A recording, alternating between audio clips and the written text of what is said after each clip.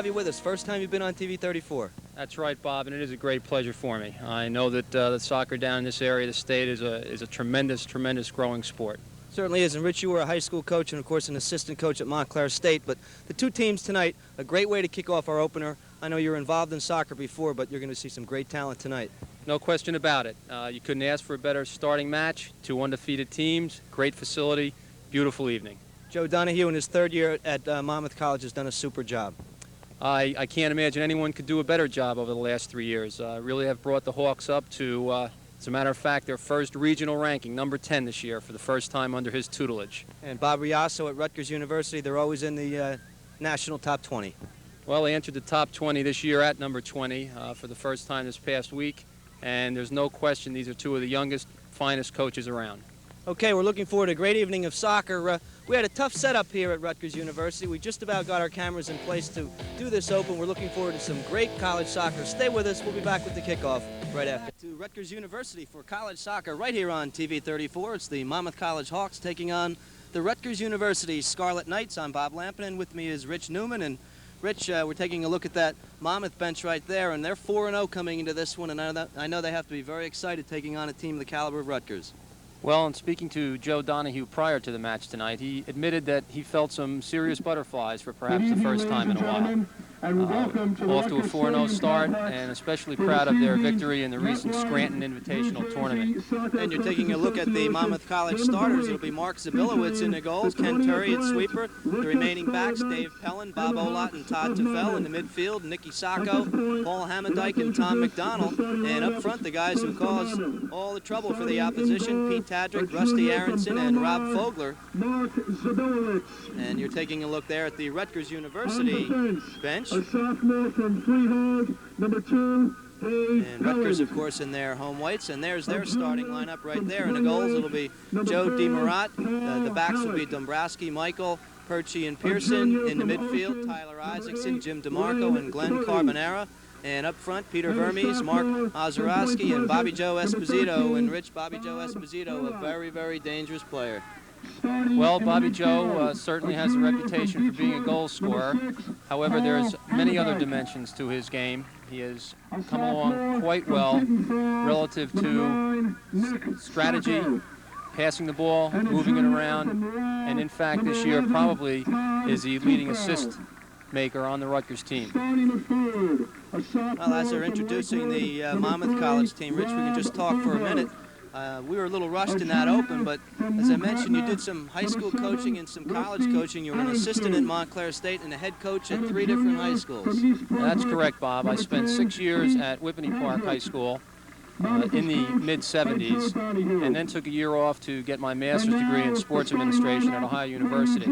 After that, I spent a year each at Morris Knowles in Denville, and then at Midland Park in Bergen County, which is also the high school of Greg Michael, the Rutgers star tonight.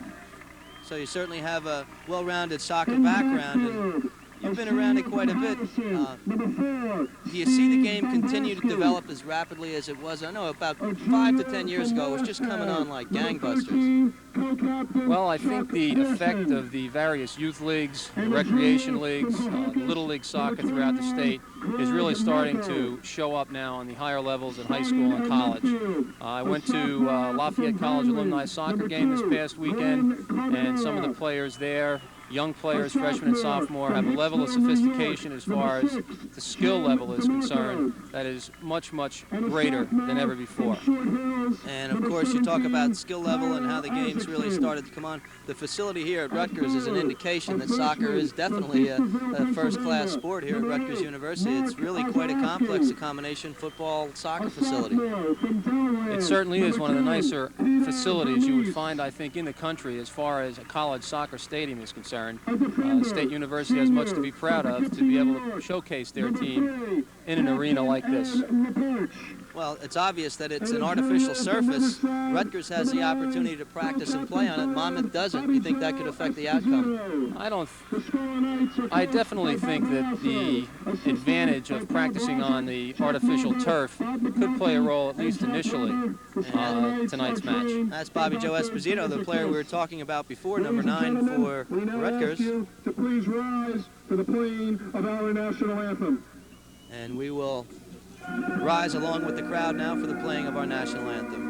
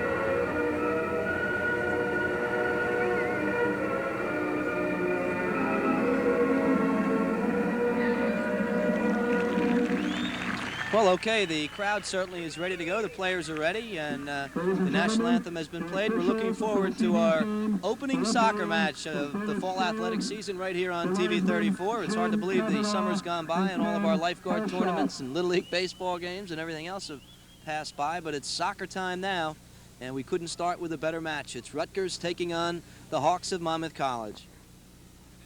One thing I might point out, Bob, too, which makes me very proud to see, both coaches at this match tonight have heavily recruited New Jersey players. And I think that's also a testimony to the outstanding high school coaching in the state to produce so many fine young players to represent both Monmouth College and Rutgers University. No question about it. New Jersey has long been recognized as one of the top soccer areas for any college recruiter. They come from all over the country to pick up the boys from New Jersey, and it's nice to see them staying home and performing locally so their parents and friends will get a chance to see them play. I think on an overall basis, Rutgers certainly has upgraded their athletic program across the board. Dick Anderson's done a fine job with the football program over the last 2 years, and of course Bob Riasso has kept pace with his soccer squads. There's a good look at Mark Zabilowitz, that was briefly, and now you're looking down at the other end. That's Joe DeMarat, the goalkeeper for Rutgers University.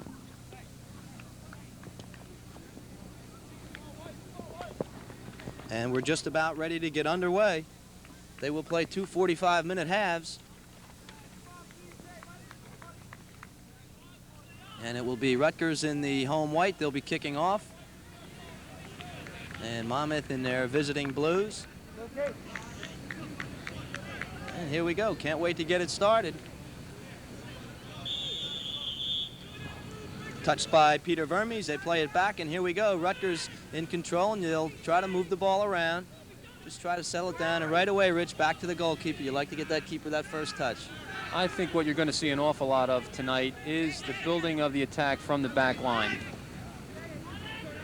Both teams highly skilled, and Monmouth does the same thing. They play it all the way back. Now Zabilowitz has a touch, so the goalkeepers should be ready to go. They've each had a feel on the ball, and now it's Monmouth from the back. They'll look to build it up. Monmouth at 4-0 on the season, Rutgers at 3-0. Can't start off much better than that. This is the Hawks in the midfield and taken down right into midfield.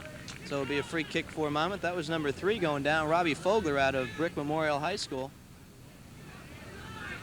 And this is Rutgers having some problems. Is Pearson. Finally they play it back. If there are any changes in the game that you see going on each year, I think, Rich, is the fact that pace seems to slow down each year in terms of the build-up. Once they get it up around 35, they really start to play for keeps.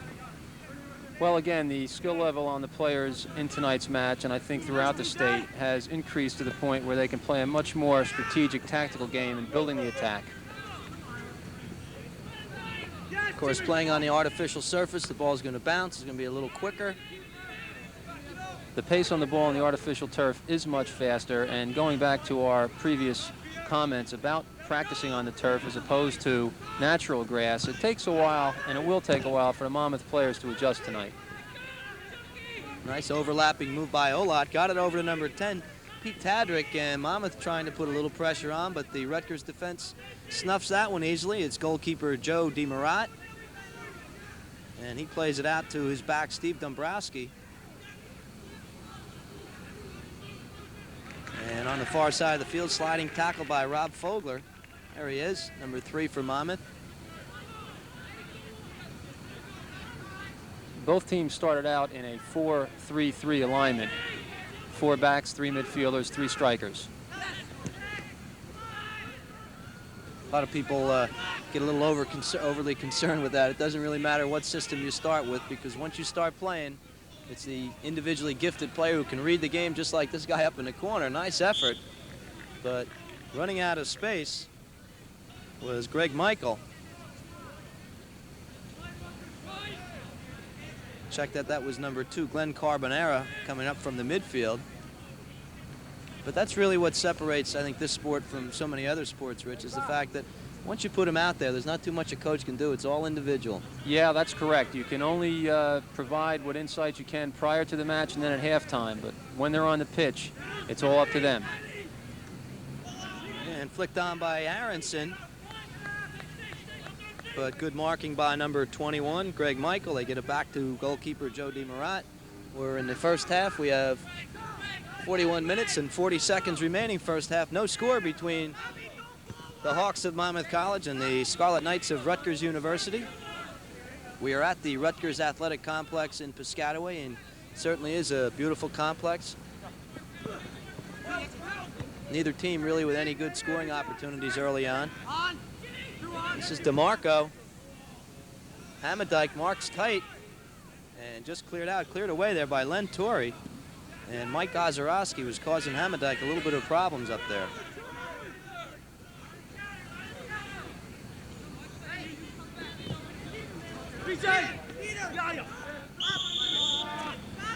And a foul called against Dave Pellin, played quickly by Rutgers. Olat's pass intercepted. Esposito tries to run through.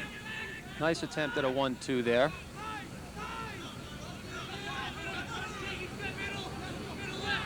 Hamadike to foul, nice.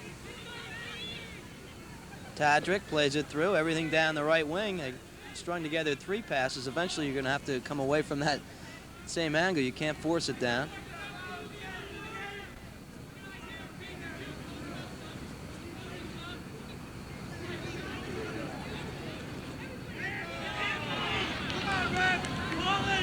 Some of the fans screaming for a foul, no call. It was Hamadike who came away with it, got it onto the foot of Fogler. Fogler, a big, strong player, but taken away. That time it's LaPerche with the steal, and this is Rutgers on the attack. They decide to pull it back. And as you mentioned, Rich, they're really starting to build it up from the back. Neither team getting impatient.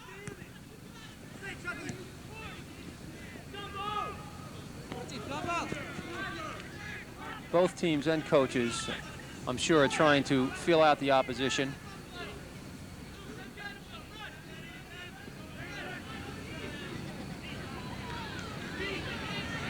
And that one off the mark, so it'll be a throw-in for the Hawks on the far side of the field. No score, still early in the first half. And they're going to move Todd Tufel back a little bit. He finally throws it in. And Monmouth, last couple of times, starting to play a little longer ball.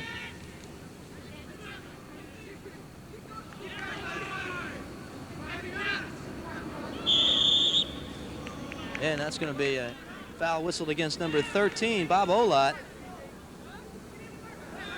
Obstruction to call. Refereeing tonight's match is Dennis Sayer. Dennis, formerly the head coach at Madison High School, now the head coach at Montclair High School. Dennis, of course, in the middle.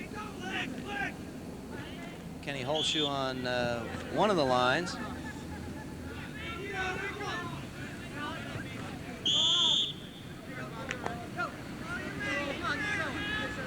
You can see them marking up there, number 13 for Monmouth.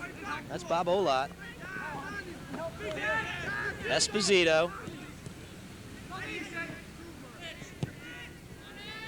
And they chip it into the box. It's going to be picked up, though, by Monmouth.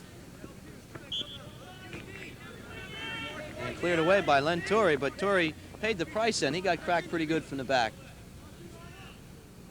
Another indication of Bobby Joe Esposito's overall game. You love to see a forward come back in immediate chase, even after defenders won the ball. Boy, you know that as a former coach, particularly on a high school level, that's tough to teach some kids. Some kids just think if they're a forward, they just hang up there and want to score goals. Absolutely. And the mark of a complete player is definitely going to demonstrate those types of things in his game. They have to stop the game momentarily as Peter Vermes is told to take his necklace off. Jewelry not allowed on the soccer pitch. So Peter will take the walk over.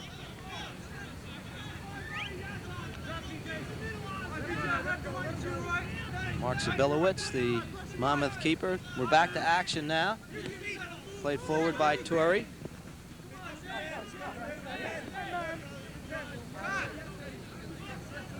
Todd Tufel looks for some help.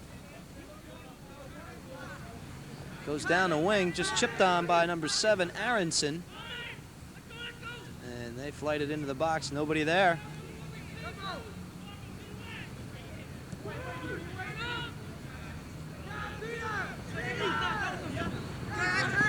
LaPerch up the right wing. Ozorowski's pass to Esposito. Esposito tried to pull it away from Dave Pellin, but Pellin stayed with it. And it looks like it's going to be a throw-in for Monmouth College.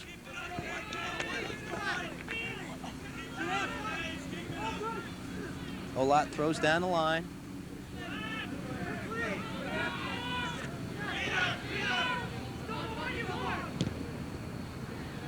Dombrowski clears up the right side. Chased on by number 13, Bob Olot. And Olot can't keep it on. It'll be a throw-in taken quickly by Ozorowski. Which looks like the pace starting to pick up a little bit here. No question about it. Tyler Isaacson, the center midfielder for Rutgers, I feel will play a more significant role in the time to come in the match. He really hasn't been that influential in the movement of the ball so far. Well, here's a chance for Rutgers, but headed out of there. And a volley taken nicely by DeMarco, but partially blocked, and Monmouth comes away with it. This is Dave Pellin. Well in by Ed LaPerch. He got up high with the header.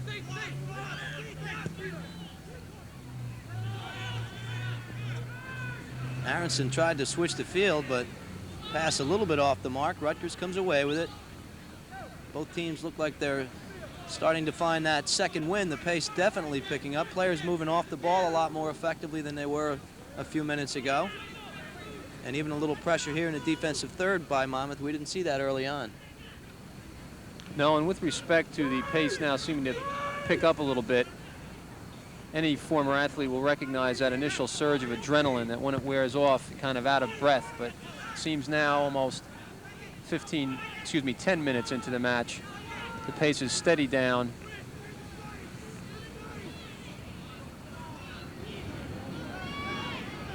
Esposito keeps it on. Boy, you talk about immediate chase. There it is by Bobby Joe. That is such an effective part of the game. Not only does it give you the possibility of winning the ball back for another shot on goal, but it breaks up the opposition's attempt to build their attack. Todd Tufel just reached out and picked up the foul as he just pushed one of the Rutgers players down. It'll be a free kick. And they flight it in, and it's flicked on by a Monmouth defender, I believe. It should go out of bounds from here. It looked like it'll be a corner. And it is. There's the score, 0-0 between Rutgers and Monmouth. We have 34 minutes and 15 seconds remaining first half. Bob Lampinen and Rich Newman bringing you all the action. Rich, the first time he's been with us here on TV 34, a former high school varsity coach for 9 years at 3 assorted high schools up in North Jersey, assistant coach at Montclair State College, and working with us tonight. It's a pleasure to have Rich along with us. And the corner kick is flicked out by Monmouth. There's some contact in the box, and Rutgers runs it down. Gonna try to steer him away. No, cut back. That was a well-played ball. Beautiful ball. Took it to the line and cut it back. This is LaPerch, plays up the right side. And Esposito just has it taken away by Bob Olot. Olot, a sophomore out of Point Pleasant, New Jersey.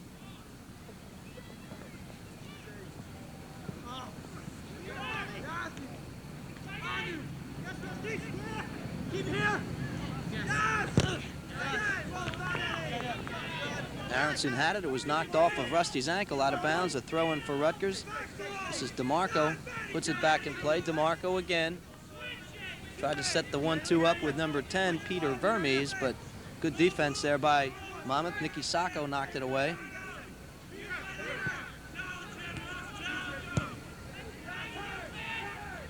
Rutgers pulls it back.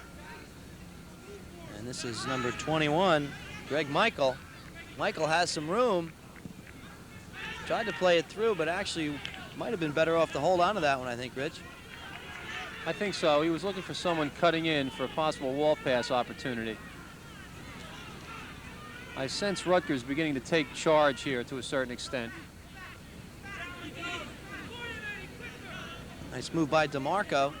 DeMarco with some space. He plays it through almost. Nice ball, just knocked away by Tufel.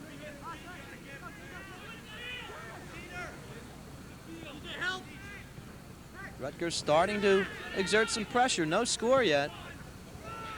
Another lovely cross. Nice cross taken by Peter Vermes. And the Rutgers forward completely unmarked right in front of the net. Monmouth's going to have to tighten that up a little.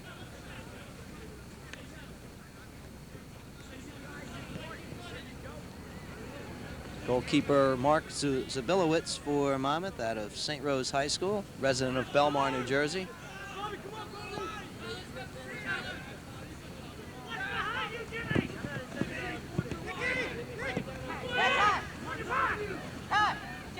Shielded the ball nicely. DeMarco. And another throw in. This one to be taken by Jim DeMarco. As Rutgers begins to press on attack, they have to be careful of the quick counterattack by Monmouth. Referee Dennis Sayer instructing DeMarco, let's go, move it back. Always like to steal that extra inch if you can get it. And a little contact there between number 2 of Monmouth, Dave Pellin, and Peter Vermes of Rutgers. The foul against Pellin.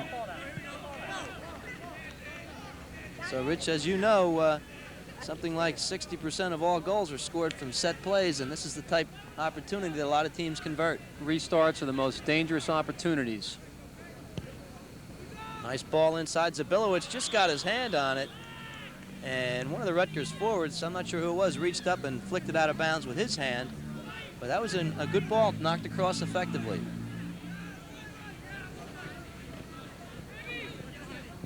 Olat.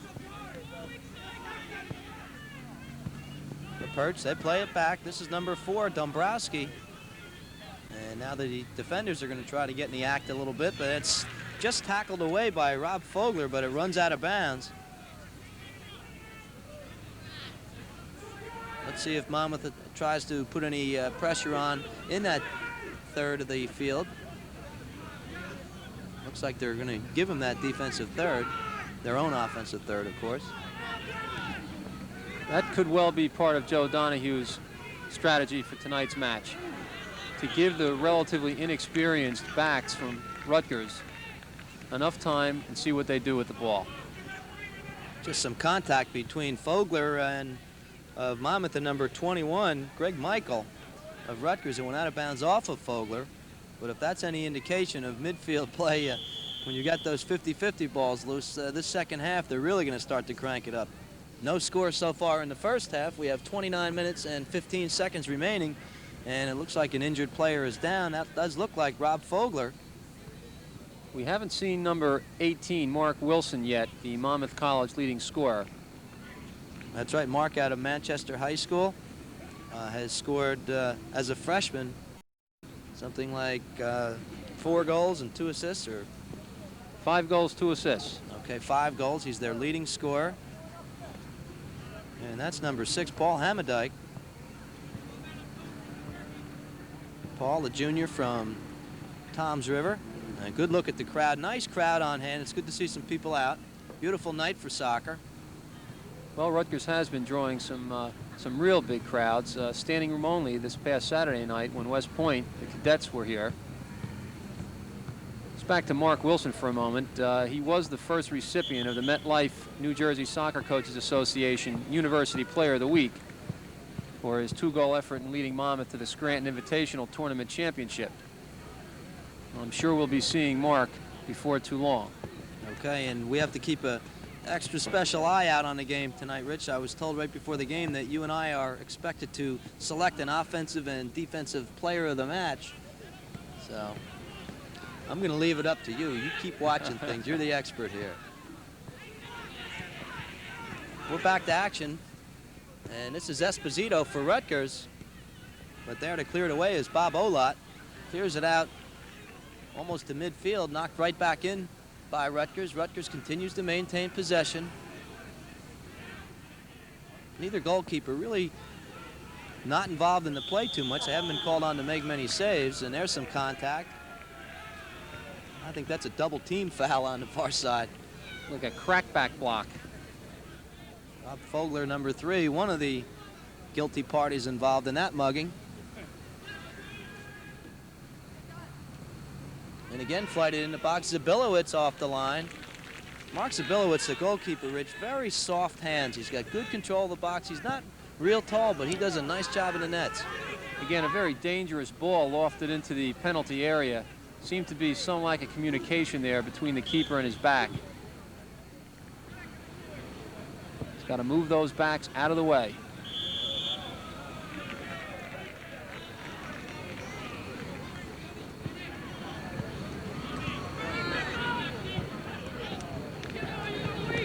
They finally recover the ball, and there was a foul called right over by that far sideline, so it'll be a free kick for Monmouth. Paul Halleck to take the kick. I believe I might have referred to Halleck as Todd Tufel earlier in the match. I'm looking at that blonde hair. There's a good ball flicked on inside the box. Dangerous play. And a little mix-up in the defense that time, and Rutgers just cleared it away. A break for the Knights. As I said earlier, one thing you have to always guard against when you are on attack, a quick counterattack, the break against you. Greg Michael, relatively new in that stopper position, made a nice save, however, over the crossbar, maintaining his composure. I thought that the goalkeeper, DeMarat, might have been a little hesitant. He might have come off that line and made the save rather than force a defender to clear it away. I agree with you, Bob, and again, that goes back to the fact that he's pretty much been down there out of play for some time now. Well, the game momentarily delayed as there's a substitution coming in for Monmouth. There's Mark Wilson, number 18. So Joe Donahue sends Mark in just as the Hawks come up with their first corner kick. Wilson, a freshman, the leading scorer for the Hawks. I have yet to see Wilson play, but from what I understand, he's very, very quick. And that corner, I'm sure, did not make Joe Donahue very happy. They gave that one away. You like to at least get something out of the corner kicks, put some pressure on the Rutgers defense, and there you can see Joe. He's not happy. I know he devotes a great deal of time to his restart efforts, both corner kicks and indirect and direct efforts. Nick Sacco tried to get it over to Rob Fogler, but it runs away. It'll be a throw-in for Rutgers. We're in the first half. No score, 26:08 remaining. This is our opening soccer match of the fall season right here on TV 34. I hope you're enjoying it. Some top quality Division I soccer. Rutgers and Monmouth.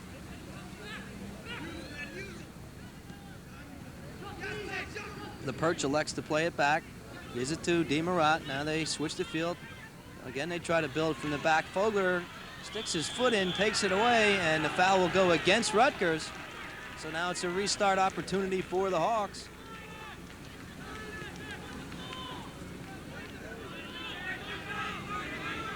And it looks like it'll be Paul Halleck who will take the kick. And you see the goalkeeper, Joe DeMarat, gets set in the nets for the Knights. And there's number 4, Paul Halleck. Monmouth players lined up to the left side, the opposite side of the penalty box. They'll be running into lanes, near post, far post. There they go.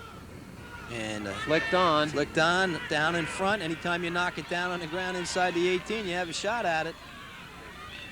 But Dave Pellin couldn't put it away. And now it's Rutgers. They're going to look to counterattack here.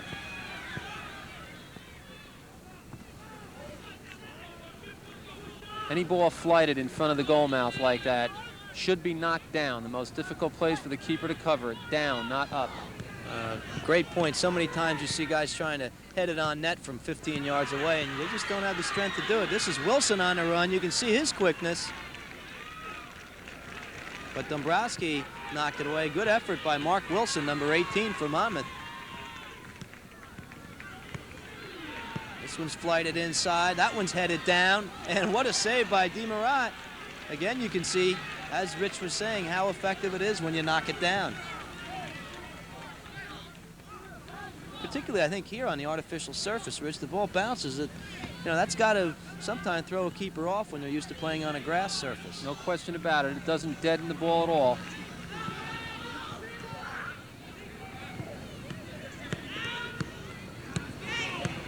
This is number 6, DeMarco. But it's Bobby Olot stepping up to take it away. Clears it up the wing.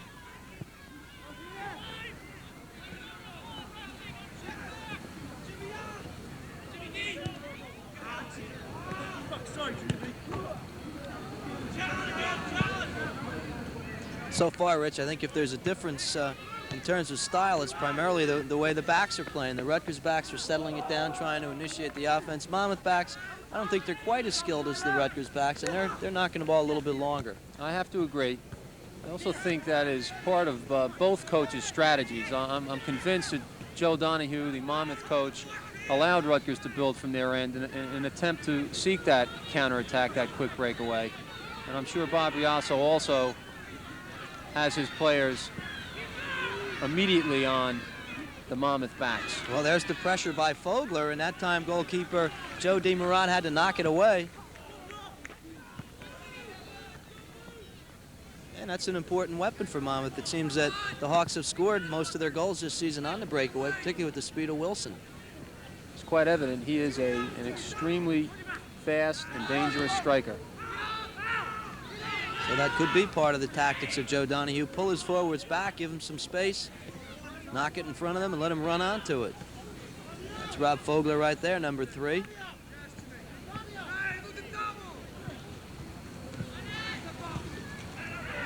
Ooh, hard shot, but over the top. Well taken. For Rutgers is number 20, John Mitchell. He replaces Mark Ozorowski. Entering the game, Number 9, Nick Saka right there, and a substitution in for Rutgers. That's number 20, John Mitchell, just into the match for Rutgers University. I'd like to see the shot like that taken every once in a while.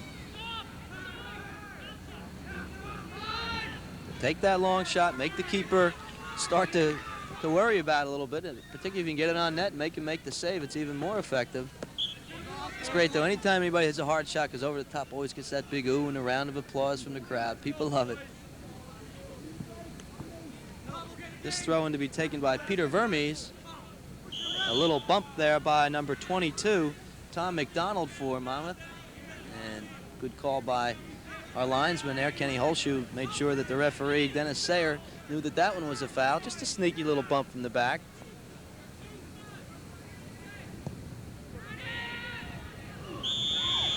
And nice ball flighted inside, but a whistle, and had that gone in, it would not have counted. There was a foul called against Rutgers.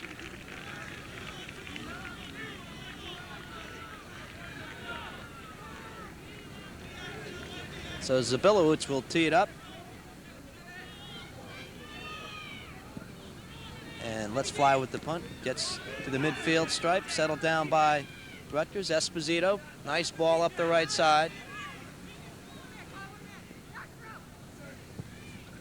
Knocked across. Tyler Isaacson took it and tried to cut it back, but no one was there. Monmouth came away with it. And good effort by Tom McDonald, but he couldn't keep it on. McDonald, a freshman from Mahwah, New Jersey. Esposito. Boy, they're going to try to really put the pressure on him. You don't want to let him turn. Good hounding defense by Olot.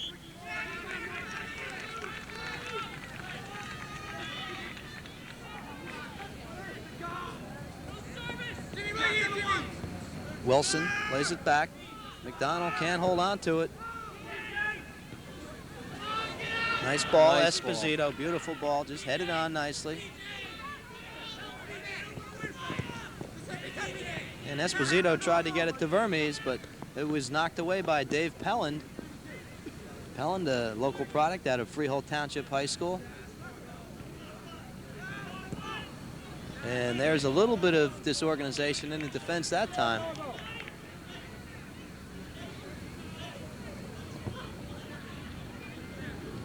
So Rutgers will get the corner kick.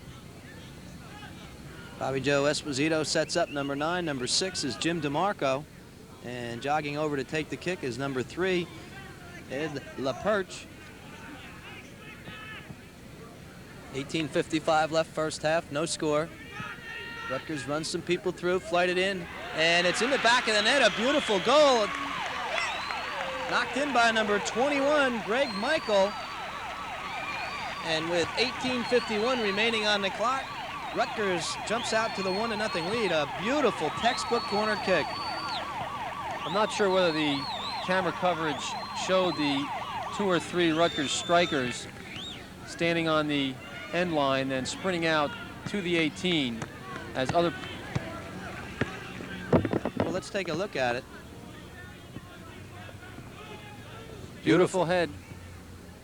Just prior to the corner being taken, a number of Rutgers players Number 21, Greg Michael. sprinted out to the 18. Number 3, Ed LaPerche.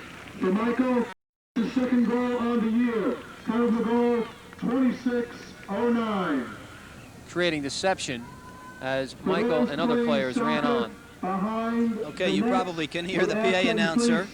As he announced, Greg Michael did score the goal. The assist was given to Ed LaPerche, who took the corner kick. The time of that first goal, 26:09 of the first half. Rutgers leads it 1-0.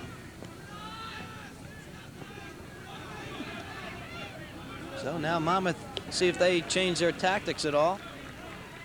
Certainly not time to panic, down 1-0 with plenty of time left. 18:32 left, first half. You can see a little bit of contact in college soccer. Some frustration, I think, showing there, and it's not the time yet. Well, that's Todd Tufel, committed that infraction. And that frustration, I think, comes from the fact, Rich, that these players are so good at shielding the ball that the defenders just can't reach it. They can't get at it, and they just get frustrated, reach out and grab the guy.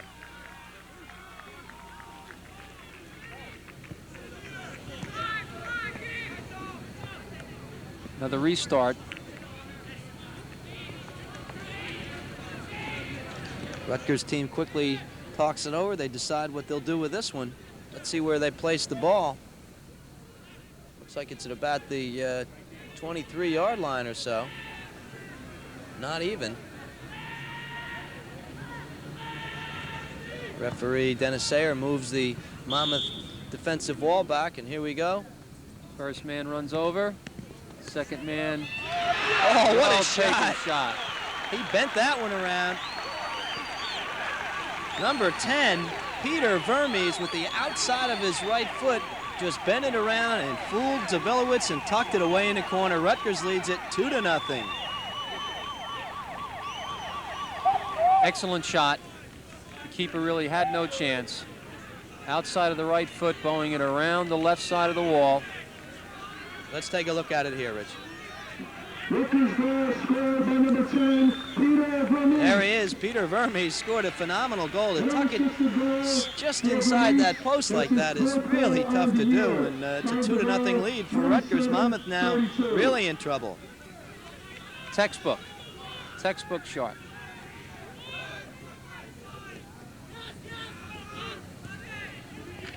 It's even more important now for the Monmouth team to maintain their composure. Good point. They can't get it all back at once. You've got to just take your time. Most important thing now, I think, for Monmouth to just hold it at 2-0 going into halftime. But it looks like Rutgers wants more. They're really starting to take it over. Well, by the same token, when you've got a team down, you want to keep the pressure on them too. There shouldn't be any letdown on the part of the Scarlet Knights. And the foul called against Monmouth. So Rutgers comes away with the free kick at midfield. We have 16:30 left in the half. 2-0, Rutgers leading it over Monmouth. No scoring, and then all of a sudden Rutgers scored 2 within a minute and a half to take the 2-0 lead. First goal scored by Greg Michael, and the second one on a absolutely beautiful direct kick taken by Peter Vermes from 23 or 4 yards away off of the free kick. Esposito plays it up to the right side. This is Carbonera, and not too much he could do with that one. Perhaps one more touch to the end line and then cut it back.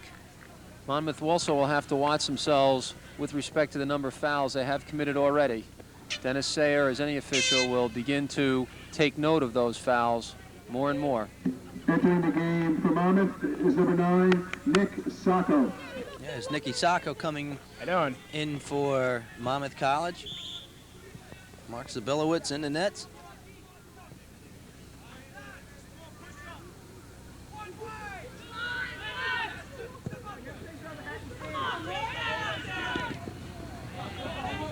And Wilson knocked it out of bounds, so it'll be a throw in. Taken by number 3, Ed LaPerche. Dombrowski, and I'm sure we'll see Rutgers look to really control things now. String some passes together, look for the mistake by Monmouth, and it's an overlapping McDonald who has it knocked away. Well, they call it a foul, so it'll be a kick instead for the Hawks. Number 2 to take it, Dave Pellin. Good look at number 3 for Rutgers. That's Ed LaPerche, assisted on the first goal. That's flighted in. Nice ball.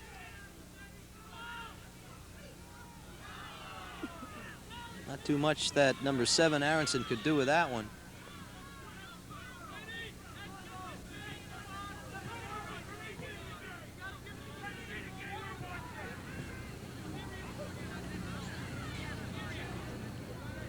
And that'll be a corner kick as it was knocked over the end line. Good pressure defense by Rob Fogler.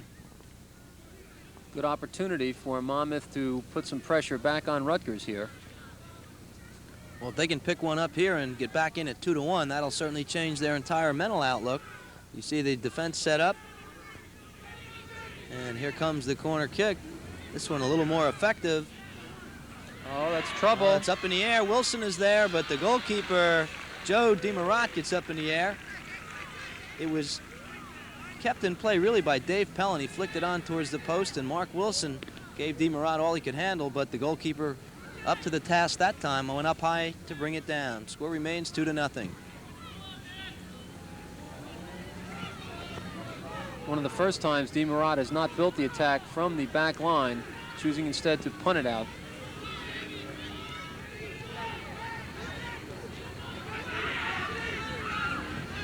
Aronson.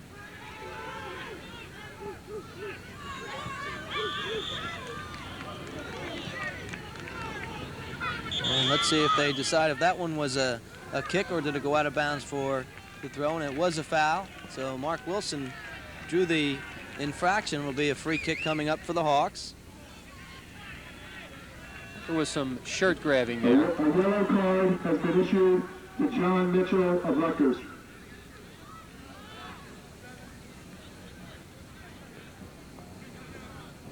Hawks set things up, awaiting the free kick. It'll be taken by Paul Halleck. Entering the game for Rutgers. They run the same routes. They'll sprint parallel to the 18 and then peel off in different lanes. Bob Cook into the game, number 23 for Rutgers. Can't let it go by without saying that Cook is an alumni of your old high school, Bob. That's right, good old Chatham Borough High School. Good to see Bob Cook doing well. Halleck flights it in, nice ball, keeper off his line. And Ward, not only off his line, took down one of his players. Back in, Monmouth keeps the pressure on. All shot, deflected across, and look at the pressure by Monmouth, but they can't seem to put the ball in the net. They fight, there it is, Wilson. Perseverance, they stayed with it. It was Mark Wilson, scored another. That goal attributed directly to hard work. They kept that ball alive, knocking it around in front of the goalkeeper. And the Hawks are definitely right back in this match. Joe Donahue's got to be extremely happy that his Hawks came back in such short notice. Mark Wilson, Here it is here. assisted number 3, Rob Fogler. Time of the goal, 32-12. 5 attempts to clear the ball by the Scarlet Knight defenders. And the assist was given to Rob Fogler. Nick Sacco took the first shot on that. It came out. Fogler kept it alive, and Wilson finally stayed with it to tuck it away. So with 12:48 remaining in the first half, Monmouth tightens it up. They trail at 2-1.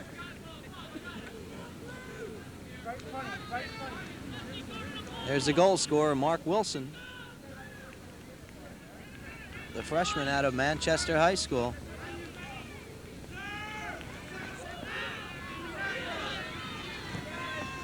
And that's Bobby Joe Esposito cross field. Nice ball by Fogler, but a little too long and intended for Paul Hamadike. And now it looks like Rutgers might want to just slow it down a little bit, take some of the air out of the Monmouth balloon. They slow it down. Handball. Esposito. And the ball just bounced up off this turf. Arm away from the body. That's one of the easy calls for referee Dennis Sayer.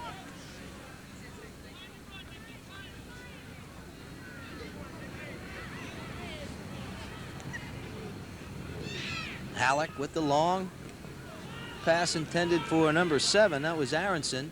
Now they flight it again. Wilson. Wilson has 2 against him, but he's going to fight through it. I can see why he scores some goals in there. Absolutely. My initial reaction was perhaps a goal scorer due to his speed alone, but he seems to have a knack to be in the right place at the right time. Something that you cannot teach. No question. And all the great goal scorers have it.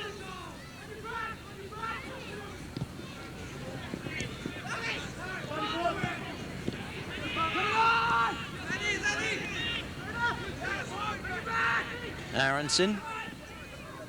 Aronson keeps, plays it back. That was Pellin. Vermes. Oh, nice move by Peter Vermes. Vermes. He must mark. And they come up and double team him, taken away. Stick. Good stick by Len Torrey. And that was Aronson just poking it away. Bob Cook chases it down for Rutgers, and McDonald keeps it on for the Hawks, but here comes number 6, DeMarco. DeMarco lets fly with the left foot. Didn't get it all, though, and Mark Zabilowitz handled that one easily. Shot taken by that man right there, Jim DeMarco. Under 10 minutes remaining in this first half, 9:47 to be exact. Rutgers leading it 2-1 over Monmouth. Hope you're enjoying our opening soccer match of the season on TV 34. We are here at Rutgers University at the new astroturf or artificial surface facility. I'm not sure whether this is astroturf or what type. There's so many artificial surfaces now and then, or nowadays. I walked on it. Looks like it's tough to play on. You have to get used to it. My own personal preference is I think any true soccer player or coach would be to have natural turf. But this, I think, due to the relative newness of the facility, still has quite a bit of spring. Some of the older models, like playing on a pool table or a concrete driveway. That's right. I remember there used to be a surface up at Hofstra University. I don't know if you're ever up there, but it was like playing on a Garden State Parkway. It was brutal. I think the worst time after playing on that type of a surface was after the halftime break. You'd just get used to it, and you'd settle down and take the rest, and you stood up ready to go second half. You could hardly move. Look at the pressure by Rutgers, but they fan on it. Little over anxious with the shot. Glenn Carbonero came up from the midfield. This is Aronson. Nice ball, played out wide. Olot gets it to McDonald. Oh, nice move down the side is Bob Olot. It's number 22, Tom McDonald from Mawa High School, is really showing me something for a freshman. Fogler heads it across. There's some contact. Good defensive play by Greg Michael, the stopper. Strong player, strong player. Well, you can see why he's playing that stopper position.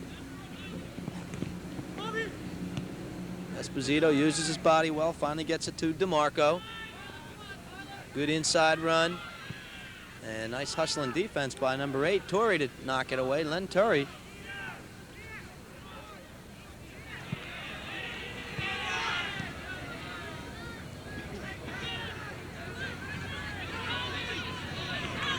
Here's Wilson on an overlap. Nick Sacco broke away down the right side momentarily, and Wilson read it well. Once they take off, he gets in that position where he can be dangerous. There's Mark Wilson being defended by number 3, Ed LaPerche. Monmouth players just have to play the ball into space and let Wilson run on.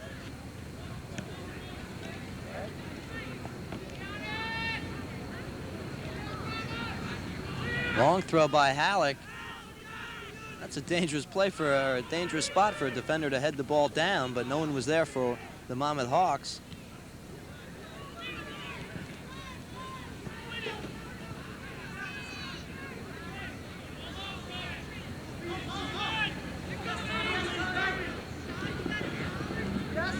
Good recovery.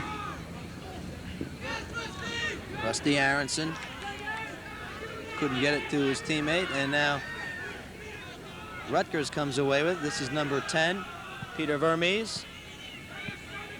Esposito tries to chase it down. Bobby Joe never gives up on a ball. And it rolls into touch. It'll be a throw-in for Rutgers. We have 6 minutes and 10 seconds remaining here in the first half. The score remains Rutgers 2 and Monmouth 1. Greg Michael scoring at 26:09 of the first half to break open the scoring in the match. And it was Peter Vermes giving Rutgers a 2-0 lead, and then Mark Wilson scored for the Monmouth Hawks to make it 2-1. Fogler will try to put some pressure on Chuck Pearson.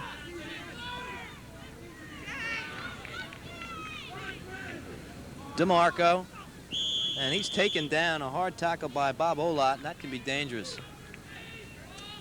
A little bit late getting there.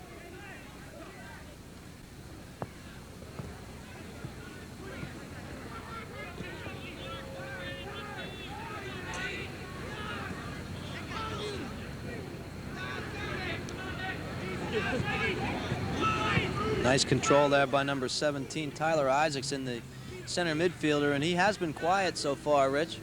He's coming off a muscle bruise suffered in his last game or the game prior to that. Joe Donahue identified him as a key player, in his opinion, in the Rutgers attack. Little 1-2 to DeMarco. Opens some space for himself. And a good hard tackle by Dave Pellin. Held the ball a little too long. That's the result.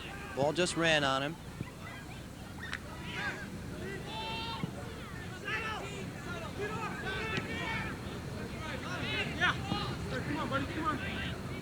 So it's another throw-in for Peter Vermes of Rutgers. He gets it back to number 13, Chuck Pearson.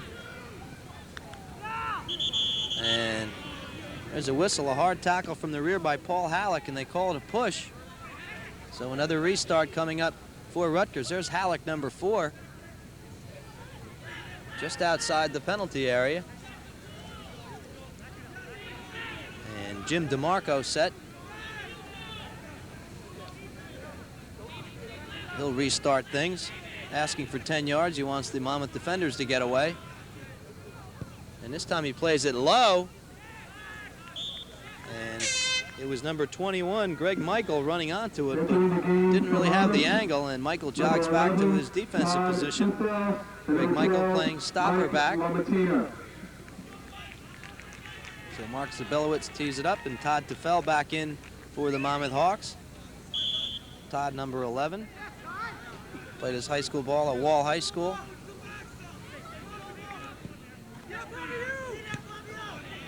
Esposito poor goal kick taken right to Bobby Joe Esposito, intercepting. And there's Esposito. It was Len Turry who was there to block his attempted cross, but it results in a corner kick for Rutgers with 2 minutes and 56 seconds left in the first half.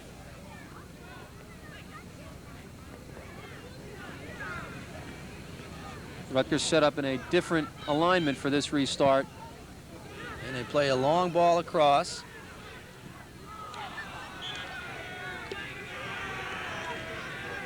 And it was Glenn Carbonera who tried to volley that one, shanked it off the outside of his left foot. That's Glenn number 2. I'm sure Carbonera has not been pleased with his last 2 efforts, shots on goals, one of the leading high school soccer scorers in the history of New Jersey.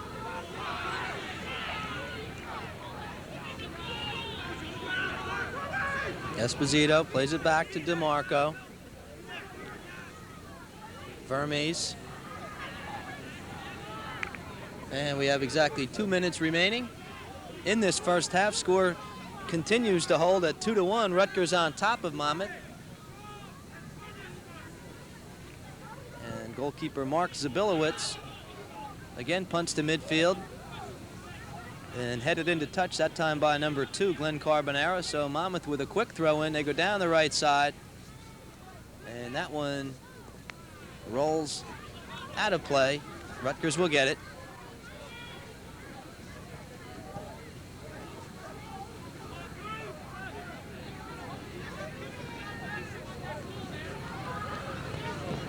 And at halftime, Rich, we expect to be talking with Mikulak, the president of the New Jersey Soccer Association, which is a new association geared towards the improvement of college soccer. And of course, Nick, always interesting. Look forward to talking to him about the new organization. We'd like to remind you, and we are under 1 minute. On the field. And the time is being kept on the field. The clock, I believe, is unofficial. So it's in the hands of referee Dennis Sayer, who has the option of adding or running off time as he sees fits. There was the one injury earlier in the game. He stopped it a couple of times, but I'm sure the field should be clock pretty close. Be very accurate. They turned the field clock off at 1 minute.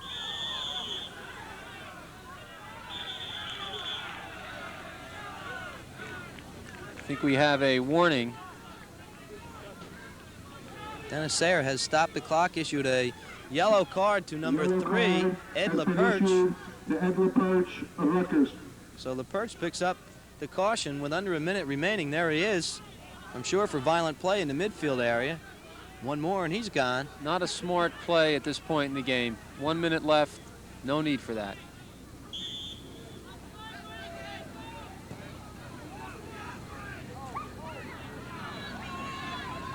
So Monmouth with under a minute, looking to get one more to tie it up. And it won't happen. That's the end of the first half. Rutgers leads it. And Rich Newman here, and to run down the scoring for you in that first half, there it is. Scoring for Rutgers, Michael from LaPerche at 26:09, Vermes unassisted at 20:02, and for Monmouth, Wilson from Folger at 33:03. And that's it, a good first half of action, Rich, and Monmouth did well to come back and make it interesting. Well, for a minute there, I was concerned that the Monmouth Hawks might collapse. Coming back from a 2-0 deficit certainly shows a tremendous amount of character on their part.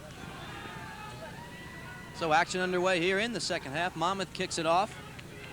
And let's see what Rutgers is going to do here. They come out quickly and right into the attacking third of the field, but come away empty-handed as the ball goes over the end line. It'll be a goal kick for Mark Zabilowicz and the Monmouth College Hawks. He plays it quickly across the penalty area to Halleck.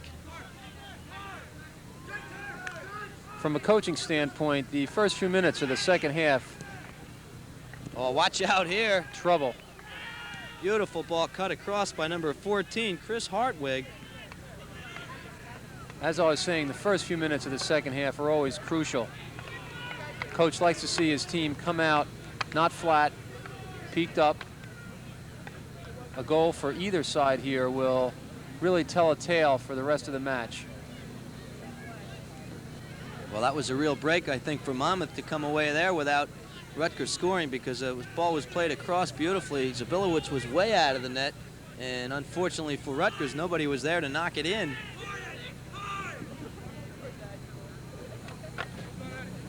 Ed LaPerche lets it run out. LaPerche picked up a yellow card with under a minute remaining in the first half for violent play in the midfield area, so he'll have to be a little careful with his tackles. He could pick another one up, and that could certainly spell trouble for Rutgers. This is Hartwig.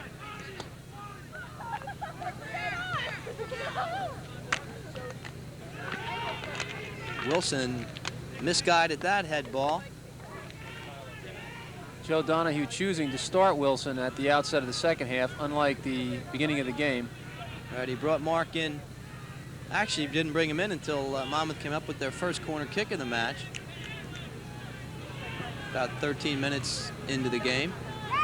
Well, the strategy involved there is to let the Rutgers defenders get used to a player not as quick as right. Wilson. Good point. Get used to one style, and then bang, you throw the jet out there. And that was Wilson had it knocked away, double teamed, and it was Ed LaPerche doing a good job in the back, knocking it into touch, so it'll be a throw in for Monmouth. This is number 4, Paul Halleck, to take the throw.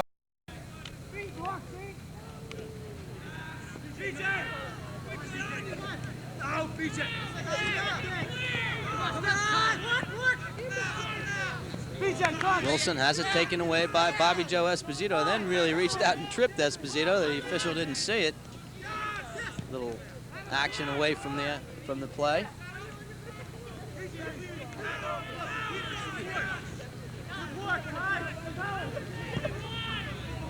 Nicely played ball. Beautiful ball.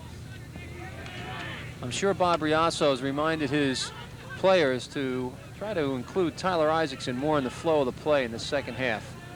He really is a schemer in midfield. Well, that was Isaacson a minute ago, number 17 for Rutgers, who played it all the way across. Tyler quiet in the first half.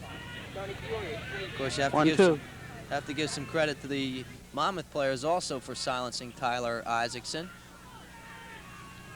Aronson, but he can't handle it. Here comes number 17, that was Isaacson. Esposito. Plenty of room for Len Torrey.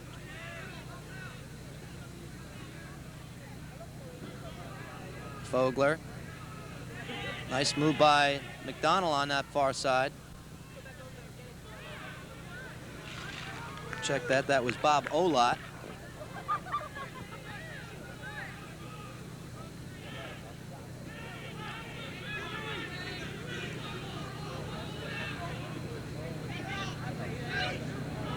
Monmouth takes it away. Turry plays it across. Good ball onto the foot of Paul Hamadike. Hamadike up the right side. Tufel can't get to it. Nice play. Here comes Rutgers. It's LaPerche.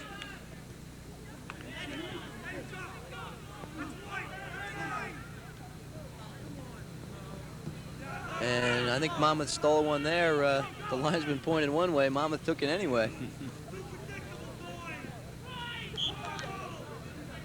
Both sides coming out here with a high work rate in the second half.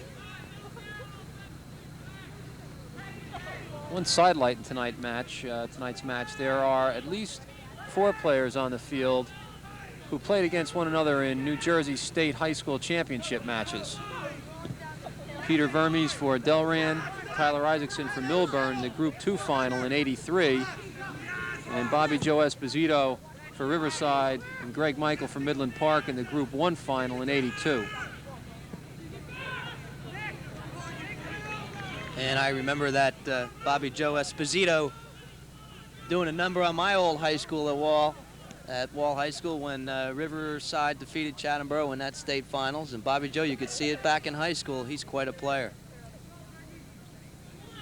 One other touch in that game when Riverside defeated Chatham Borough, if I'm not mistaken, the late Otto Haas, at the time one of the oldest coaches in the state, Joe Donahue, in his first year at St. Rose, won a state championship that night on the same field at Wall High School. That's right. Otto Haas was quite a man, I'll tell you. He I know for quite a while he was the leading career high school coach in the country, had the most career wins, so. That still is the case. He is a national leader. Otto Haas certainly left his mark. He was my old high school coach, and he's a kind of a guy you'll never forget.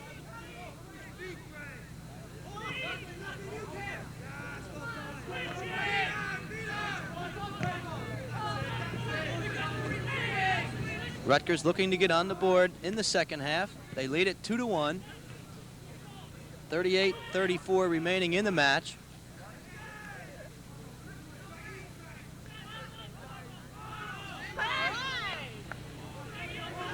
And uncharacteristically, the ball up in the air for quite a while. It's been down most of the night.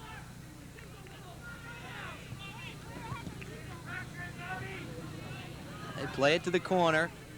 It becomes a foot race. Over there defending for Monmouth is Bob Olott. And Bobby Joe Esposito tried to run it down. Entering the game for Rutgers, number 8, Mark Ozorowski. He replaces Glenn Carbonero. Ozorowski back into the match for Rutgers. There he is, number 8. Carbonero leaves. And Ozorowski Entering the game for Monmouth, number 12, had some time in that first half. Lamatina. And that's Mark Zabilowitz, the goalkeeper for Monmouth. He takes the goal kick. They play it short.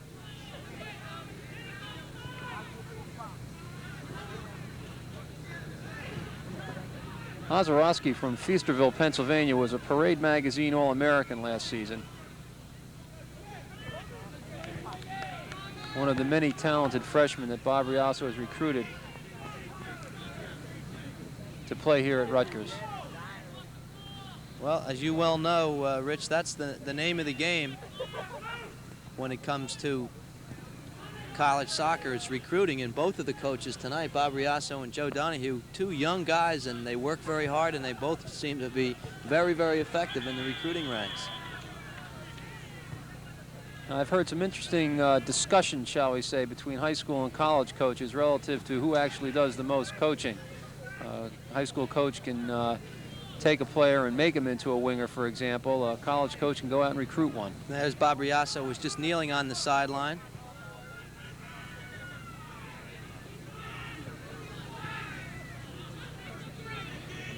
And now it's Monmouth on the attack. Here comes Nick Sacco. And Nick has some trouble, but he gets it back. And that's going to be a foul called against Rutgers. So the Hawks now come up with the free one with 36-17 to go in this second half. A 2-1 match. Rutgers on top. Greg Michael and Peter Vermes scoring for Rutgers. And Mark Wilson for Monmouth. This one flighted in the box and coming off the line. Well played by DeMurat. Covered that ball nicely, preventing any kind of ricochet off the turf.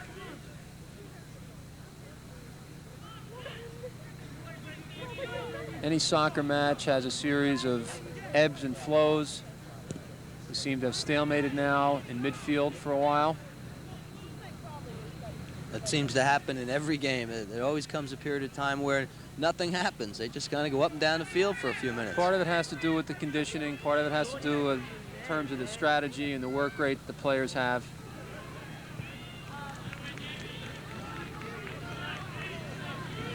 Well, they dribble it out of bounds across the field, so Monmouth College will get it. Some coaches will employ the low pressure game, trying to build the attack from the rear. Others prefer high pressure, long balls, pressuring the defense.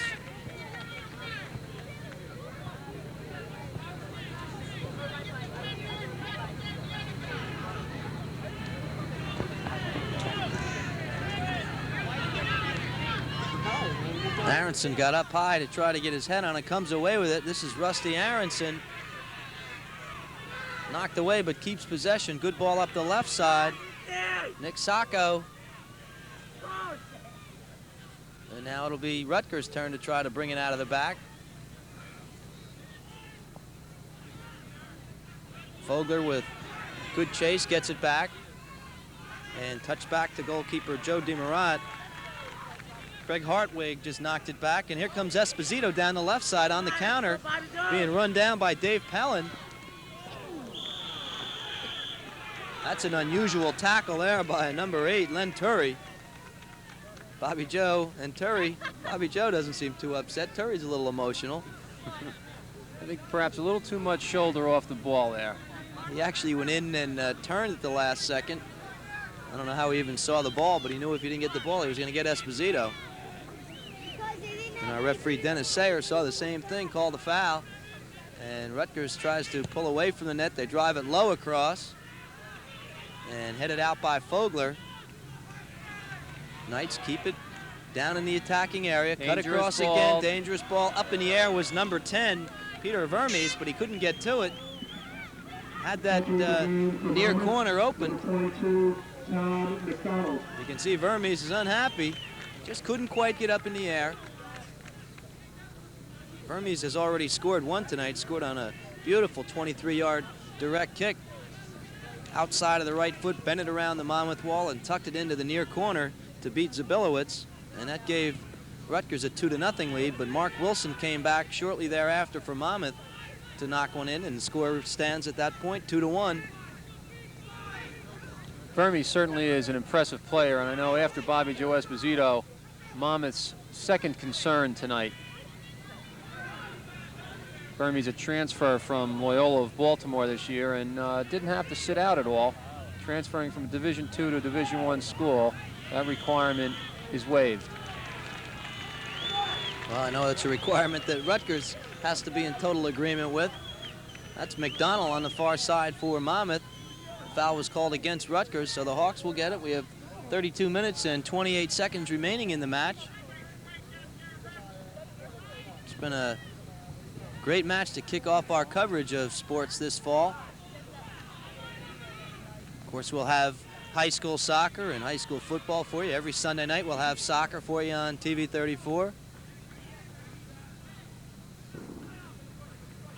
And tomorrow night, that's Monday night, we'll have a very special match on TV 34 from Wall High School in that well-known Wall Festival. It'll be St. Rose taking on the Crimson Knights of Wall Township, so we'll hope you'll join us tomorrow night. And of course, if you're watching this on our Wednesday telecast, that match immediately following this one.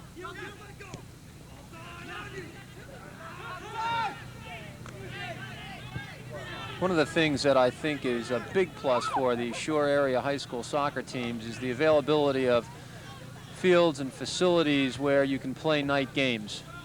There doesn't seem to be as many in the northern part of the state, and I think it's an advantage because certainly the fan attraction is much greater.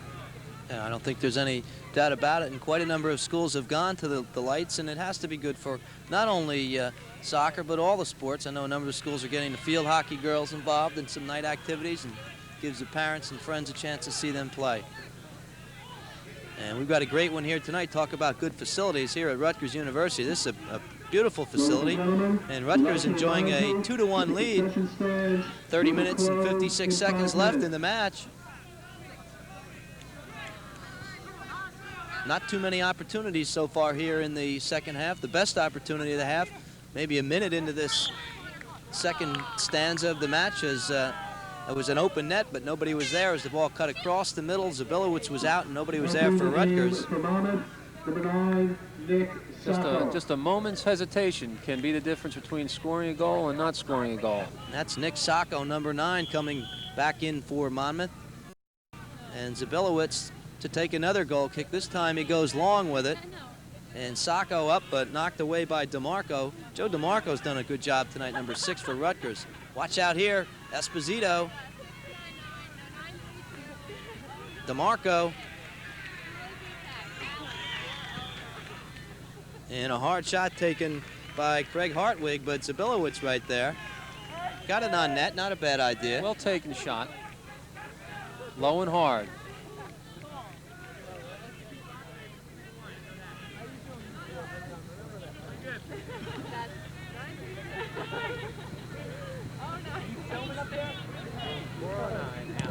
Mark Zabilowitz, junior goalkeeper.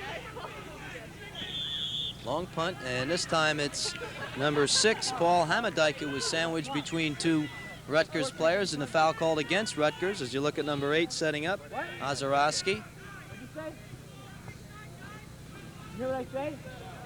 Dave Pellin takes the free kick, flights it right at the 18. They're trying to go to Wilson. And So far, Rutgers doing a good job of preventing the long ball into the area which Monmouth wants to play to free Mark Wilson. Bit of a dive back there, a bit of acting by Bobby Joe Esposito. Dennis Sayer playing on. I'm sure with a comment. Dennis has done a number of professional games as well as a referee, and also served as a linesman in the NASL. The former NASL, Former, now unfortunately, defunct. right? That's a shame. It looked a few years ago like soccer was really ready to explode in this country professionally, and the Cosmos were doing so well and all, but it all fell apart. Well, it's important to bring in those foreign players, the superstars, for a gate attraction. However, I think perhaps the reverse should have been the case, bring in a few superstars and play 9 Americans at all times instead of only having to have 2 North Americans on the field. Might have been a little bit better groundwork. Couldn't agree with you more. There's some good American players out here. And that actually was not a real bad defensive play by number 4, Paul Halleck, because it looked like Rutgers might be able to get the ball through. Halleck was definitely beaten, but he better be careful. That's too close to the penalty area to be playing around like that. Got to be very sure when you're going to make a play like that. Of course, we saw Vermes score on almost an identical situation in the first half, so we'll have to wait and see whether it was a smart play or not. Peter Vermes just snapped one around with the outside of his foot into the near corner to beat Zabilowicz. Let's see what Rutgers does this time. They talk it over, and this time it's shot taken by number 10, Peter Vermes again, and Zabilowicz made the play. They made it look like they were continuing to talk, and the guy took the shot, but it didn't work. Not struck to Vermes' satisfaction, I'm sure. It looked as if he was trying to turn it into the upper window. Struck it too close to the center of the goal. Seen that play work before, though, where the guys sit around and it looks like they're talking strategy, and all of a sudden someone comes out of the pack and fires a shot, and you get one defender just taking a little bit of a rest, and that's all it takes. There's Mark Wilson. Monmouth wants to get him involved in the attack. Wilson, the leading scorer for the Hawks. Leading scorer for Rutgers is Bobby Joe Esposito. And that was Hamadike who played it back.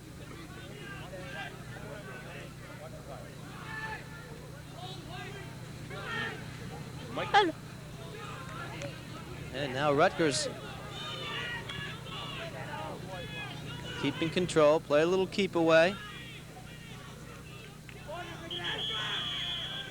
And a little holding going on across by the sideline. Let's see what referee Dennis Sayer is going to do. The ball had already gone away. They're going to call the foul against Rutgers.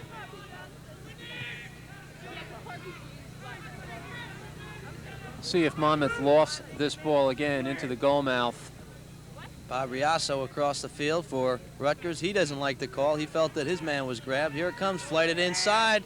Keeper off the line. He knocks it away. Good play by goalkeeper Joe DeMarat.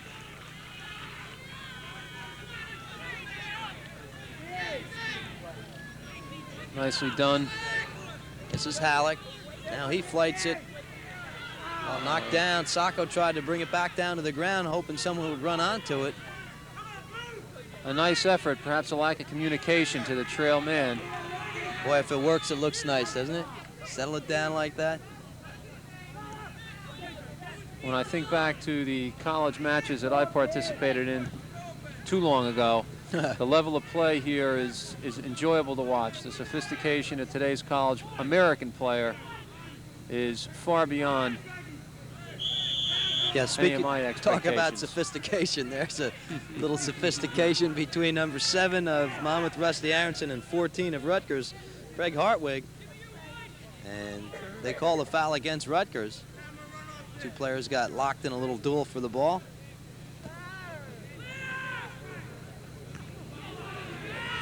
Well up that time, number 21, Greg Michael, to head it away.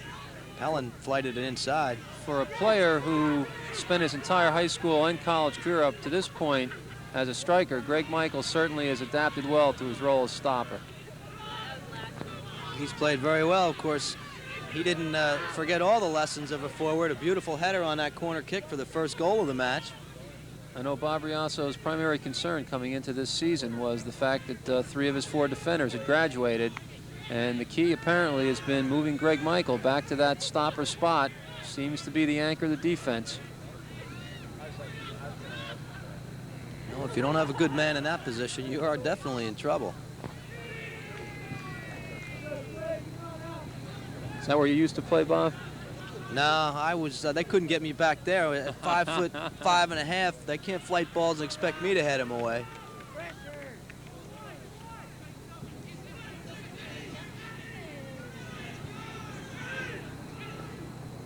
DeMarat.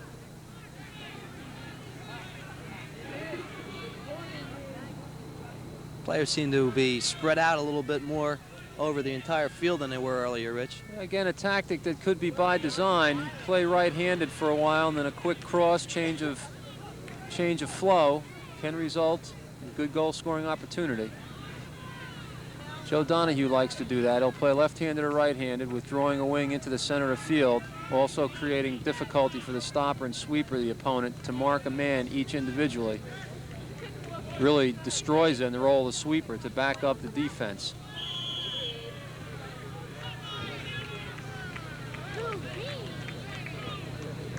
Whistle on the far side. This foul will go against Monmouth, so it's a restart opportunity for Rutgers.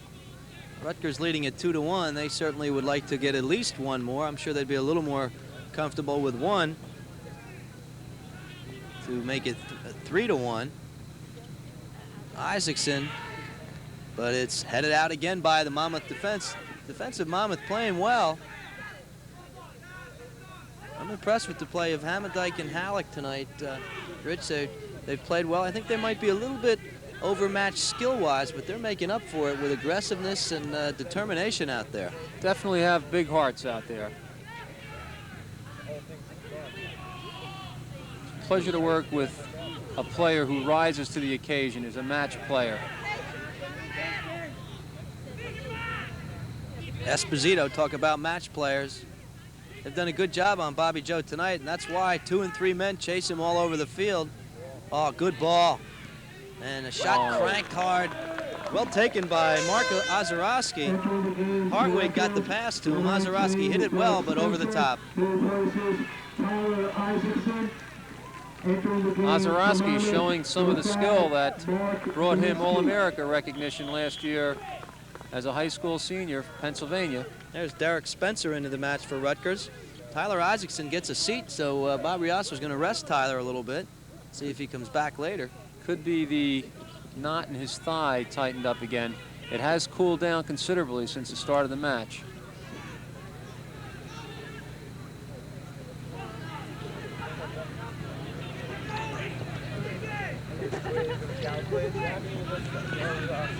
Usually about this time in any college match where you're playing 45-minute halves, there will be somewhat of a lull. Well, 2 45-minute halves, that's a long time to play, and there's no way you can keep your intensity and the pace up for 90 minutes without the pace slowing down a little bit. And there's a foul. And it's going to be a free kick for the Hawks of Monmouth College. Last year the two teams met, and Monmouth dropped a 3-1 game. The Hawks went on top 1-0 on a goal by Rob Fogler. And it looked like Monmouth had upset in their heart, but Rutgers came back to win it 3-1. And they just clear that one away. Nice crowd tonight for this match, Rich. And last year at Shore Regional High School, the two teams met. They had a crowd well over 1,000 people. They were very pleased with that attendance also. It's a natural rivalry. Two good New Jersey schools, Division I. Hartwig.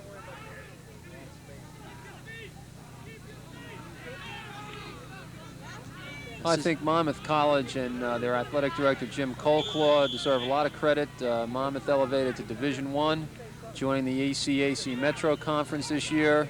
Basketball-wise, automatic bid for a championship team into the NCAA tournament. There's Joe Donahue on the sideline for his team, and his team, for the first time ever, has been ranked in the Mid-Atlantic Soccer Poll. They were in the number 10 spot. I know that pleased Joe tremendously after his high school state championship success at St. Rose. It's been a while, but he's back on top.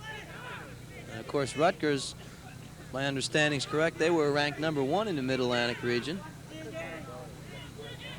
1 or 2. I think at least the last one, Penn State, was Originally, still 1. right. Originally, I believe they were penciled in at 1, but I'll tell you, Bob Riasso has really turned the program around. For a long time, people used to wonder, why isn't Rutgers a top college soccer team with the talent we have in New Jersey? And Bobby came in and has certainly done the job.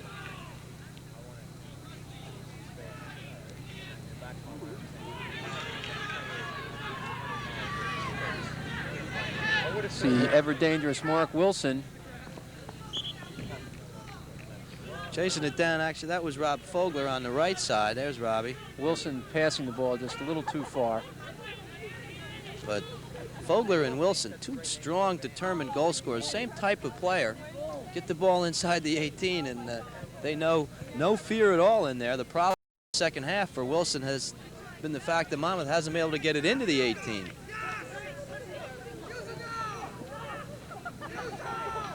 Oh, Hartwig playing a great second half. Then Turry, Aronson turns. Rusty Aronson played in a goal last year, a former player from Southern Regional High School, and Joe didn't really want to use him in the nets, but he was so good he had to, and now he's had the opportunity with Zabilowicz to get him out of the net. And Bobby Joe Esposito almost broke away. Esposito tangled up, looks for help, and Bobby Joe can't believe it.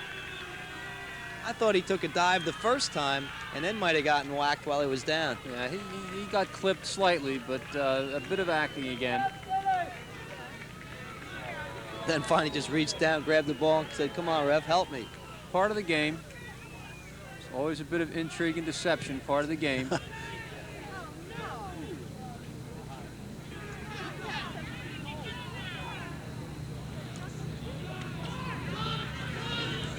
Getting back to Aronson and his switch from goalkeeper to a field player. It's always been noted that the goalkeeper is supposed to be the best soccer player on the field, skill-wise and otherwise. Well, there he is, number 7 for Monmouth, Rusty Aronson. Very quick player and really an excellent athlete. Played a lot of basketball in high school, made the most of his talents in that sport, and has gone on to really do a good job with Monmouth. This is Dave Pellin, another local product. Sacco chipped it inside. Fogler tried to settle it down, but Rutgers comes away with it. And now it's Rutgers, Rich, it seems to be just clearing the ball out and not really building up from that defensive third.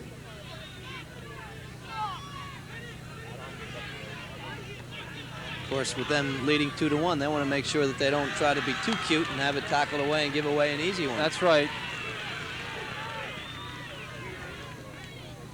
Sacco, this is Wilson. Not too many touches second half. Hartwig almost takes it away.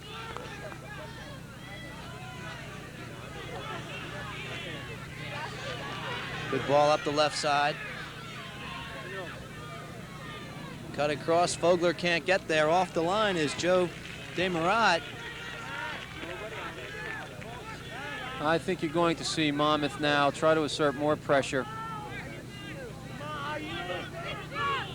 Not quite down to 15 minutes left in the match.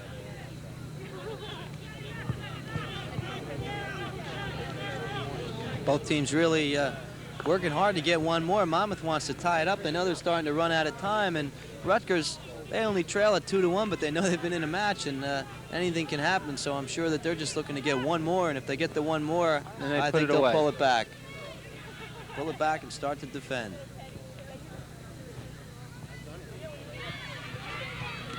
Oh, nice ball. Just a little bit too long. Bobby Joe couldn't quite catch up to it. And Esposito shaking up on the play.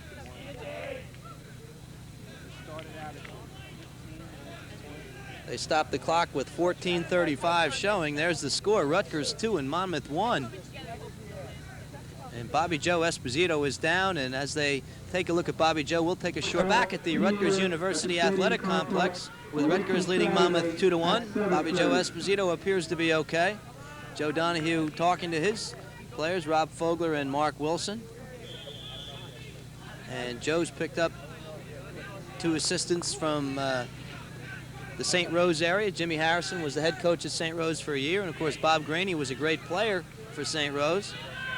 And also at my alma mater, Lafayette College in Eastern Pennsylvania, who I saw over the weekend defeat Philadelphia Textile, a very highly regarded school. And Zabilowitz lets it go, and the Rutgers coaching staff, we mentioned the head coach Bob Riasso, and we'll talk about the assistants in a minute as they play it to Bobby Joe Esposito down the left side, being hounded by David Helen. And the ball evidently caromed right off our field microphone. It sounded like an explosion in our headset here. And Pellin knocks it away. As we mentioned, Riasso, the head coach, he's assisted this year by Paul Blodgett, Bob McNulty, Jack Mulder. And the team trainer, Dr. Giza Kiss, of course, the team trainer for Monmouth, Terry McHugh. It's another indication of the growth of soccer. A few years ago, you have an assistant basketball coach as the head soccer coach in many places. That's right. And forget ever having a trainer. Oh, header on net, but Zabilowitz right there, easy to handle.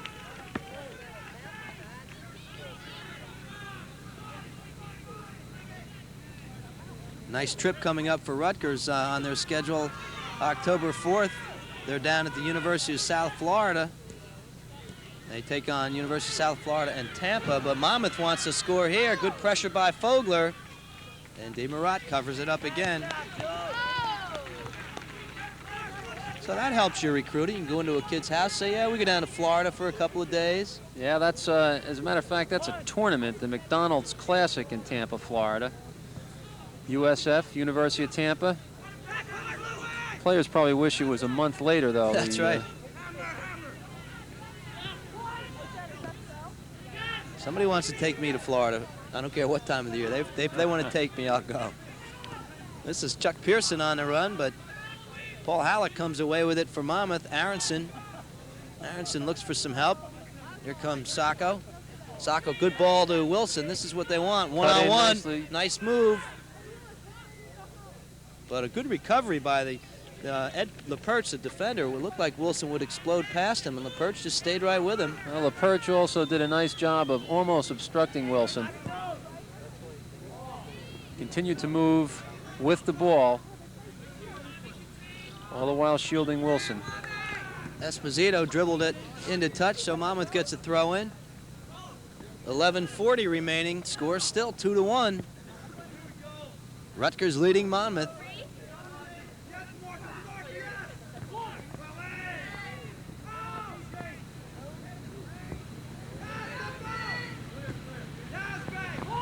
As we mentioned, Rutgers 3-0 coming into this one, Monmouth 4-0. Monmouth captured the University of Scranton Invitational Tournament. They defeated Lehigh 2-1 in overtime and then knocked off Central Connecticut 2-1. And we're looking forward to following the Monmouth Hawks again on TV 34 later on in the season. They'll take on Fairleigh Dickinson University. That game will be at Monmouth College. And Rich, as you well know, Fairleigh Dickinson, a national power. National power over the last few years. Ben Servato has another fine team. Michael King, leading goal scorer, could be the leading goal scorer in the nation. A bit surprised, although the LIU Blackbirds have a fine soccer tradition. A bit surprised to see FDU upset by them last week. A yellow card has been issued to Craig Hartwig of Rutgers. Craig Hartwig of Rutgers was just given the caution card. You can see Dennis Sayer make sure that he books him, writes it down, doesn't want to forget that. So yellow cards have been issued to Craig Hartwig along with Ed LaPerch, both of Rutgers. And Pellin flights it in the box. Time starting to become a factor. 10:55 to go. Aronson almost able to bust through, but just covered up. Rutgers doesn't want to retreat too far into the defensive shell. It's a surefire way to get yourself in trouble. Marat in the net. And here comes the throw in by Paul Halleck. He's got a long one near post. Knocked down, that's where you want it. And it was Bob Olott just waited for it, and some of his players came back to get in his way, but Olott didn't hit that one well at all. Harmless volley.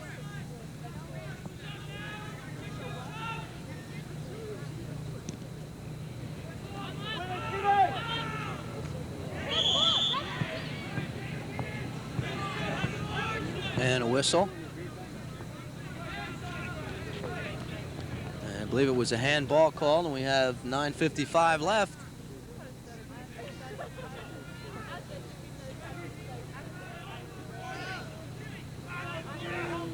Scarlet Knights taking their time. DeMarco has it knocked away. Nicky Sacco. And just poked away by Derek Spencer.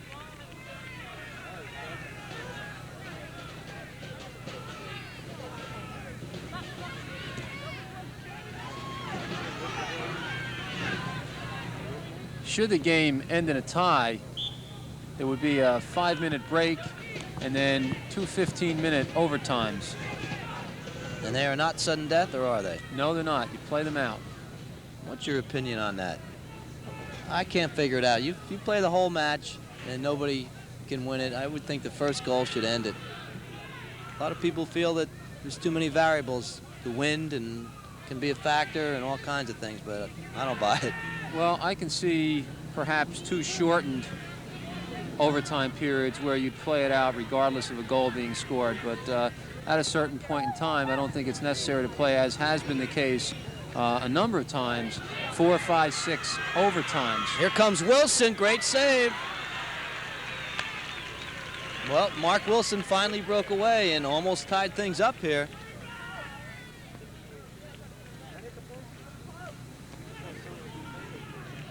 I think you'll see between now and the end of the match, Monmouth having 2 or 3 more good opportunities to score, based on the fact that Rutgers is really trying to protect their lead at this time. Conversely, Rutgers will probably get 1 or 2 good chances as well, based on Monmouth's pressing on the attack.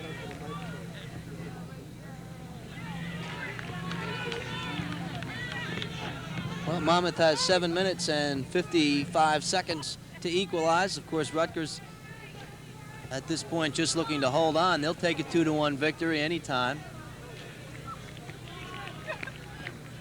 Greg Michaels and Peter Verme scoring for Rutgers, and Mark Wilson scoring for Monmouth.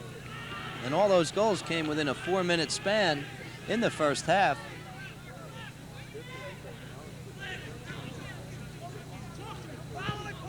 And you can see the tactic of Rutgers has really changed from the beginning in that first half. Their defenders are not even worrying about settling the ball down and moving it around. They're just content to get it up into that midfield area and keep it out of danger. Could be trouble. Especially with Wilson in there. DeMarco cleared it out. Hamadike flights it inside. Some contact.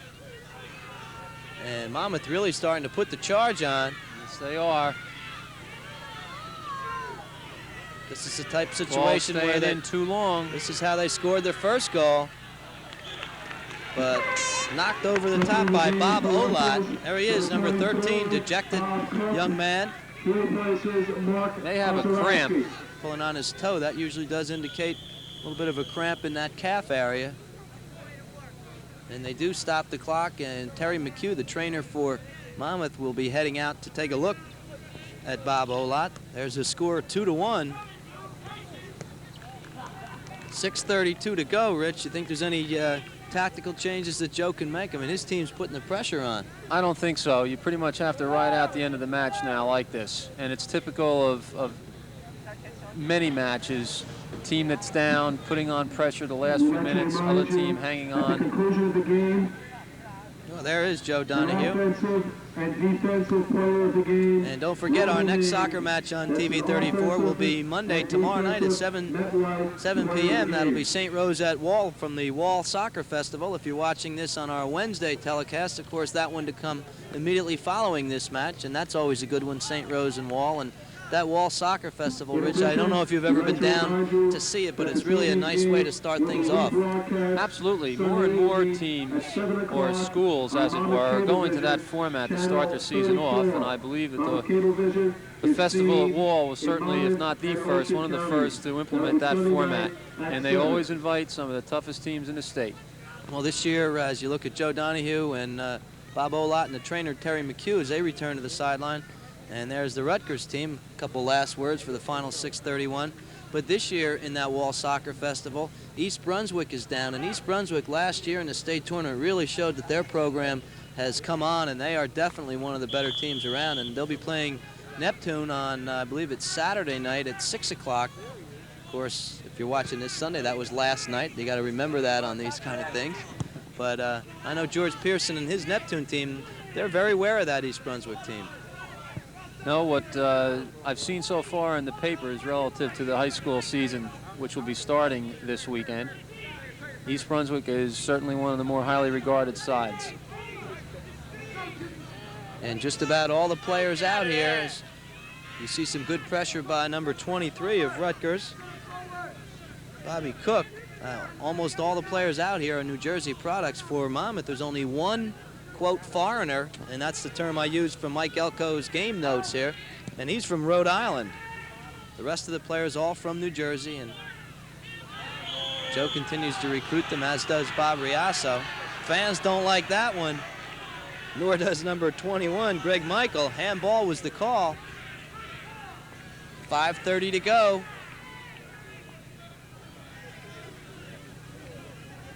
I know that was Joe's philosophy right from the start when he took the Monmouth College job, to recruit New Jerseyans, primarily from the shore area. And he certainly has kept his word. Well, Rutgers doing a great job of just defending. They're trying to protect that one-goal lead. And Monmouth forced to play it all the way back, and Rutgers certainly content to let that happen.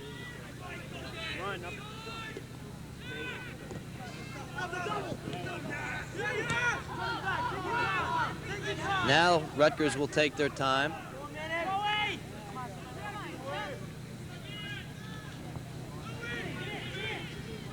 Goalkeeper Desmarat hasn't been called on to make too many saves, but he's come up big 2 or 3 times tonight. Vogler, Aronson, chased down by Michael. Well, I was just about to say, a nice tackle. Dennis Sayer saw it differently. And Rusty Aronson really looks like he's shaken up on that one. Clock shows 4 minutes and 21 seconds to go. Hard-fought game, 2 45-minute halves. Naturally, at this juncture of the match, you are going to get some injuries and some fatigue starting to set in.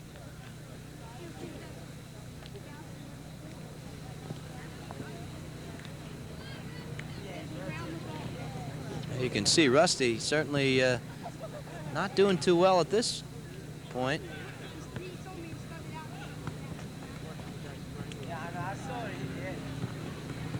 There's the story, 2-1, and we've just gotten, okay, well, we are going to take a short break, so we'll be back. Stay with us. We'll be back right after this. And here comes the free kick for Monmouth with 4:17 remaining, and the Hawks are going to have to take advantage of one of these restarts to tie it up. Hope you're enjoying the action.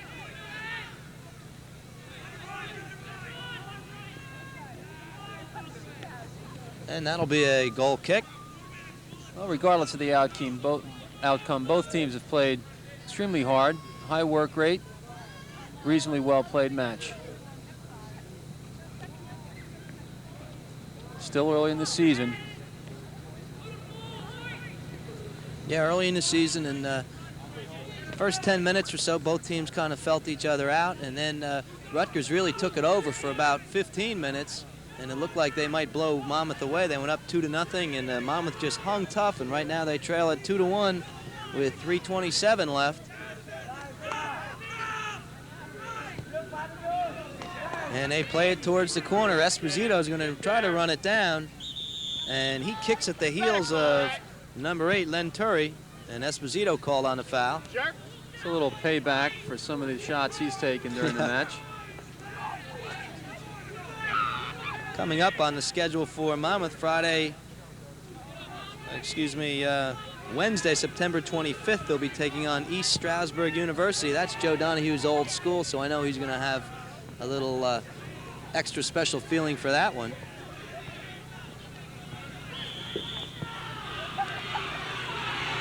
Joe listen to the crowd. They don't like that. Joe was the captain at East Stroudsburg his senior year there, and his younger brother Brian Donahue also played at East Stroudsburg. 2:30 left. Here comes another free kick.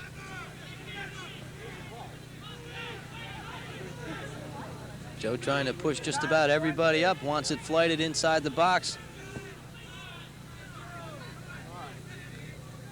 And here it comes. Aronson up in the air, but it was headed out by number 14, Greg Hartwig. Oh, cleared away. Let's see how they call it. They're going to call it against Monmouth. Rusty Aronson down on the ground. Good effort by Aronson. I thought a good call by the referee. New Jersey Soccer Coaches Association Offensive Player of the Game. Well, they're just announcing the MetLife Offensive Player and Defensive Players of the match. New Jersey Soccer Coaches Association. And the award selected by the New Jersey Soccer Coaches Association. Defensively, the player of the match from Rutgers, Ed Leperch, and the offensive player from Rutgers, Peter Vermes. And I think Vermes is an excellent choice, and Leperch also had a good ball game. Esposito touches it over to Bobby Cook. Nice ball across. Zabilowicz out of the net. And there it is. That puts it away. Looks like number 19, Derek Spencer. Nice ball by Bob Cook. Knocked it across. And there's an unhappy Mark Zabilowicz.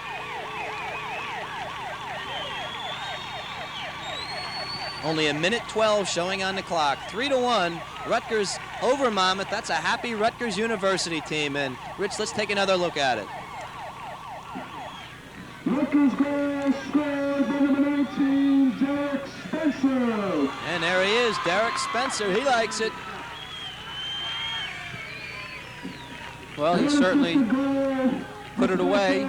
It's his first goal on the year. And has put the game away for Rutgers, it appears at this point. 48.